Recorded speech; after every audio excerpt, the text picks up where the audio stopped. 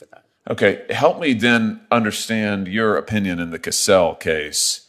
This is about Governor Pritzker in your state, his orders are within your jurisdiction, his stay-at-home order during the COVID-19 pandemic. He issued an order that allowed essential businesses and operations to operate at 50% capacity, but it applied only to secular institutions and services. He explicitly said religious activity was subject to a different rule. Religious activity, churches, synagogues, could only have 10 people in them. Everybody else, all other essential services could have 50%, so hundreds of people go shopping, whatever. But religious activity, only 10 people or fewer for those folks. Different rule, explicitly different rule. Today, we're diving into a fiery Senate Judiciary Committee hearing, where Senator Josh Hawley grilled Judge John Z. Lee, a judicial nominee from Illinois, about religious freedom and equal protection under the Constitution. This all stems from Judge Lee's decision during the COVID-19 pandemic to uphold a stay-at-home order in Illinois, which restricted religious gatherings more severely than other activities. Senator Hawley pressed hard. You upheld that in the Cassell case, this differing standard that singled out religious people for disfavor. And you said that the Supreme Court of the United States has said that different rules apply during pandemics. The strange thing is I'm reading the case on which you relied, and it says nothing of the sort. You cite Jacobson versus Commonwealth of Massachusetts. That's a 1905 case. You say that the Jacobson court explained that the traditional tiers of constitutional scrutiny do not apply.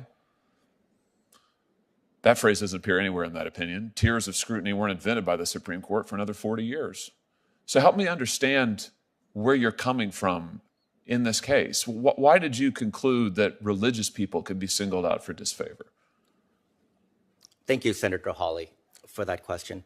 As I stated previously, when I decided the Cassell case, which was later affirmed by the Seventh Circuit, it was early on in the pandemic, and we did not have the benefit of the various other rulings by the Supreme Court that came down after my ruling on Cassell. That held just the opposite. That I guess I'm referring to Roman Catholic as well as Handon. Right, in which the Supreme Court held that you could not single out religious people for disfavor. State of New York tried to do precisely the same thing. And the Supreme Court said, actually, plaintiffs have a strong likelihood of success on the merits. You said they have no likelihood of success on the merits. So just help me explain. The Supreme Court took a totally different view. Help me explain how you looked at the same Constitution and came to a totally different conclusion. Why is it okay to single out religious people for disfavor? I don't understand it. What I looked at was whether or not the Governor Pritzker's order was neutral and generally applicable to decide whether, at that time, secular activities were generally applicable. I looked at the type of activities as well as kind of the sort of risks, varying degree of risks that were present in those instances. So, for example, well, can I just stop you right there? I'm sorry, I've only got 1 minute left. I'm sorry, but you've raised, I think, a really important point, because the standard is, when it comes to First Amendment violations, is the law neutral and generally applicable? This regulation wasn't neutral and generally applicable. It had one set of rules for shops, businesses, and a completely different set of rules for churches, which, of course, what the U.S. Supreme Court ruled. I don't understand how you can look at that and say it's neutral and generally applicable.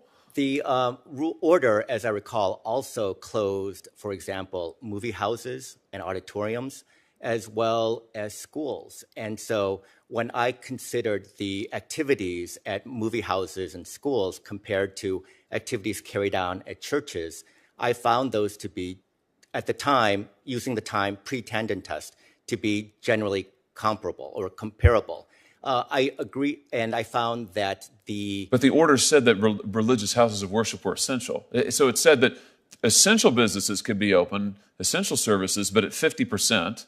Initially, it didn't include any carve-out for religious, any acknowledgement that religious services might be essential. He amended that, said, no, they are essential, but I'm going to cap them. So two completely different rules. He pointed out that even the Supreme Court later disagreed with this kind of approach, ruling that the government couldn't single out religious gatherings for harsher treatment. If you're finding this analysis interesting, go ahead and click the subscribe button so you don't miss future videos on important hearings like this one. Thanks for watching, and I'll see you in the next one.